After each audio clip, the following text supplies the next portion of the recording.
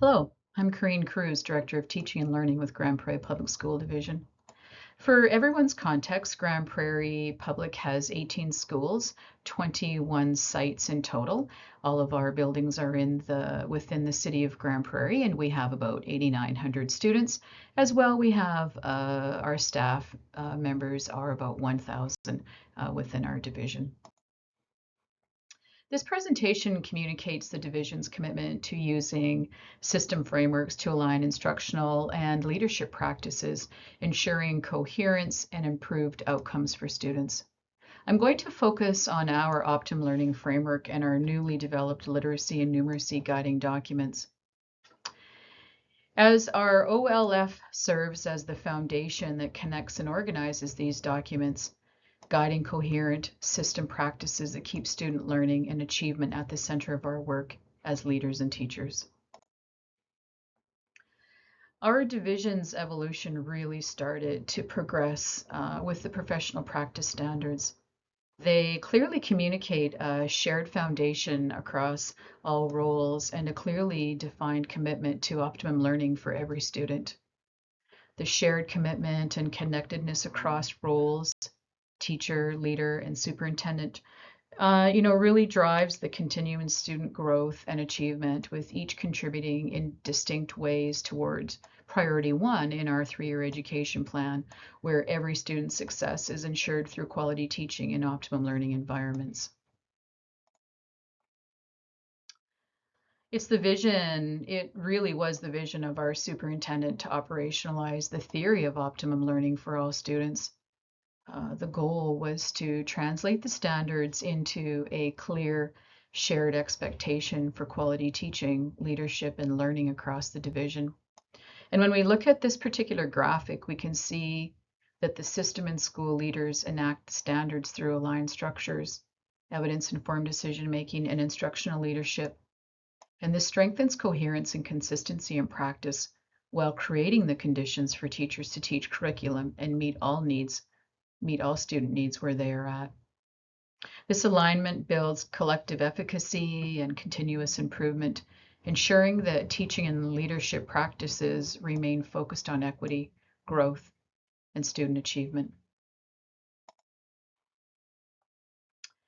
This particular graphic is part of our really critical work in our Optimum Learning Framework. And so our framework operationalizes this theory of translating the standards into clear shared expectations for quality teaching, leadership across the division. But a really critical key to this work is our mindset, because in the middle of any division is the instructional core, the student, the teacher, and the curriculum. And everything around the core supports that critical teaching and learning. And as we move away from the core to the external environment, it's vitally important to remember that we can't control the external environment. We can only control what is in our locus of control. So this mindset keeps the work aligned to our key priorities. Our OLF, our Optimal Learning Framework, is anchored in a deliberate focus, defining and strengthening quality teaching practice, with the understanding that coherence across leadership and instruction has the greatest impact on student achievement. In this particular graphic, it defines quality teaching. It communicates the set of interrelated knowledge, skills, and attitude that's focused in on TQS3. And for school and system leaders, our focus is LQS6 and SLQS4. This is an example of our assessment communication in our Optimum Learning Framework.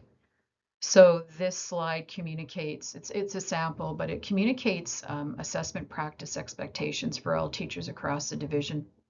It defines a shared standard for assessment practice, clarifying how evidence of learning is collected, analyzed, and used to support student growth and achievement.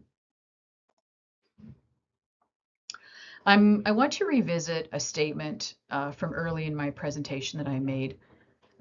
I want to revisit this particular statement. Grand Prairie Public School Division's Optimum Learning Framework operationalizes the theory of optimum learning for all students, translating the standards into clear shared expectations for quality teaching, leadership, and learning across the division.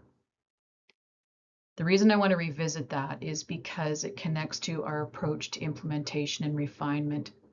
In deliberately structured and strategic, shaped by evidence, that past initiatives don't result in long-term embedded practice without being strategic. We rely on our structures and processes in our division to directly support instructional leaders, our principals and our vice principals. So in turn, they're able to impact and influence teacher practice at their schools. Some examples of the structures that we utilize to unpack content, enhance skills, to deepen our understanding as leaders are, for example, using our monthly all-admin professional learning. We've moved away from our monthly time focused on operations, and we've prioritized instructional leadership. We leverage our admin team inquiry time that happens about every 6 weeks, and the focus of those opportunities with schools are around planning, instruction, and assessment.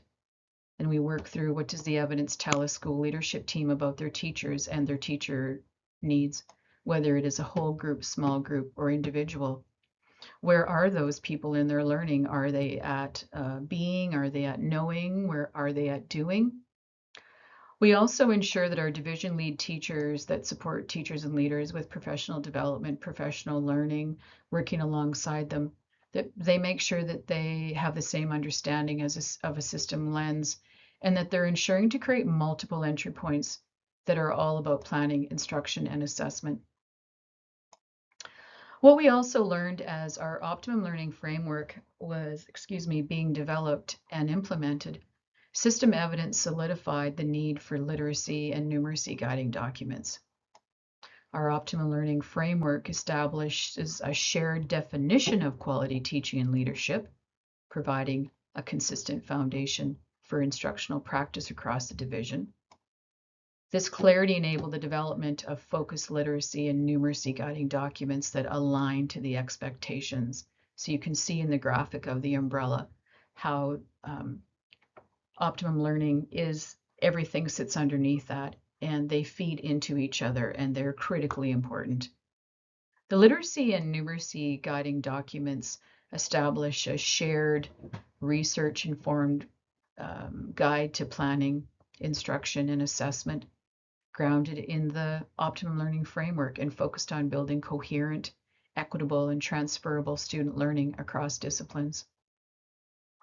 It's also really important to note the literacy and numeracy guiding documents were developed collaboratively with working groups of teachers and school leaders to ensure relevance and practical applications in classrooms. I want to lastly point out a note that's really important for us about both documents is both provide practical, consistent expectations for practice that support teachers and leaders in making informed, consistent decisions about planning, instruction, and assessment to improve student learning.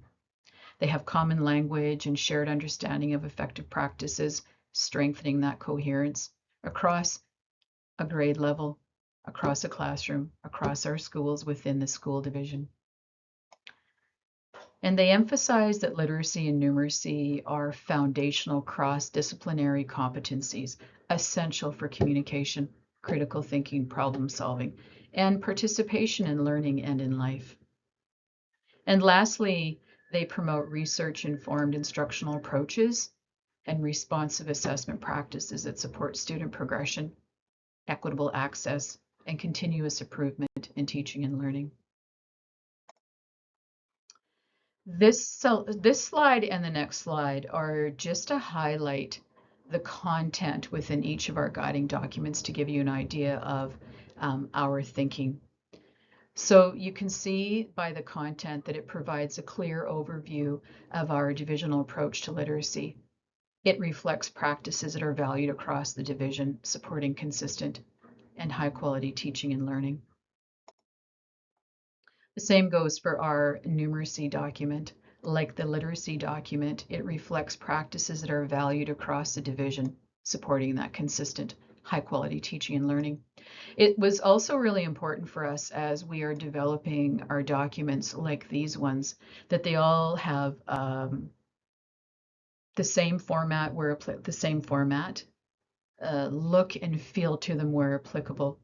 That brings assurance and predictability to teachers and to leaders when they're unpacking the content. I want to highlight the strategic implementation that I've talked about, and I want to highlight that through the literacy and numeracy documents that were buttoned up and ready to be shared out to leaders. So from this past January to June, you can see our strategic implementation for year one for both of our literacy and numeracy guiding documents. Again, our past experiences help to guide our decision making moving forward. So our work this past half of the school year really started with school leaders. Again, as they are leading the work in schools, they needed to start building comfort with the content and have the opportunity to plan for implementation for their schools that is aligned and woven into their school priorities moving into the 26-27 school year. A system approach like this builds system and school leader understanding of the documents through structured sequence learning sessions to support consistent teacher implementation across the division. It establishes this coherence across key frameworks by clearly positioning the optimum learning framework as the instructional anchor and the guiding documents as providing the instructional specificity.